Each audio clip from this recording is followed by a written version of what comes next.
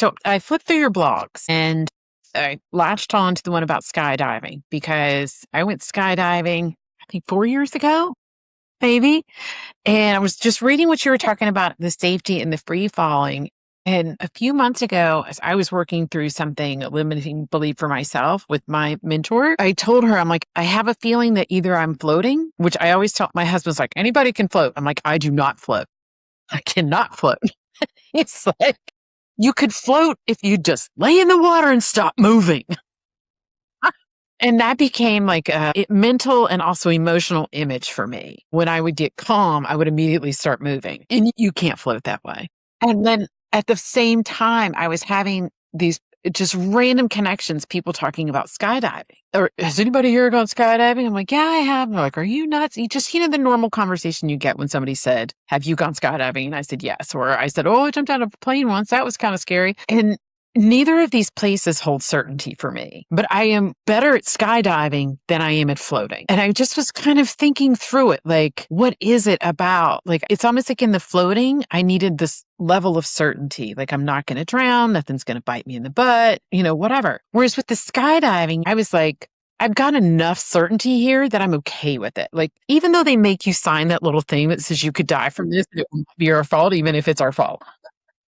For you, your kids, your husband, like not even the cat can come here and sue us, right? You're like, But I did it and I loved it. And I love your description of how you're like, you're sitting on the edge because I felt the same thing. You're like, what am I doing? And then you're out. And then the wind's in your face. And then you realize that air is holding you. Yeah, that is one of the, oh God, just thinking about it now, it just brings back this energy because you truly are. For all accounts, you are doing one of the stupidest things you could possibly do in your life. And you paid for it too.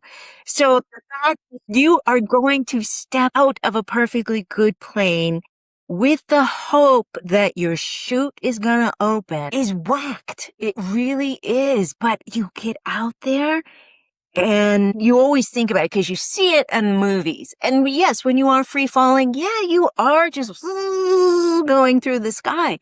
But it doesn't feel like that. There's this pressure and you're being held there and the wind is pushing, your cheeks are flapping, but you are. And it's just like, whoa. And I think I wrote in the blog, I had a fear that as soon as when my chute pulled, and you got that jolt and then you're floating, that to me almost felt scarier because I didn't feel that same kind of Pressure back up against you. Yeah, I wasn't feeling like I was held up as much. And all I could think of was that my shoes were going to fall off. I was going to lose my shoes somewhere over, Massachusetts. My shoes were going to fall off. I'd never get my shoes again. Because I felt like I was being drawn back down to earth versus jumping out and I was being held up from the earth. Yeah. I loved the twist down. The guy who was my tandem was pulling us. So we were doing these. And I will tell you, my adrenaline was so high. I was a little shaky, but it was still just like, wow. And the interesting part of thinking that through with my mentor, when I'm like, why am I getting this imagery? Floating, jumping out of a plane. Because I think so much of our life is like that. Like you had to jump out of a plane to learn to float. And that's where your books came from. Yeah. It's that same like, holy shit, I'm about to do this. And I hope something will catch me. And it did. And then you trusted that thing that caught you, source, the universe, whatever folks call it, yourself, the benevolence that's there. I think that's the other thing they wear out of us, unfortunately, is that the universe is benevolent, that we live in a benevolent world.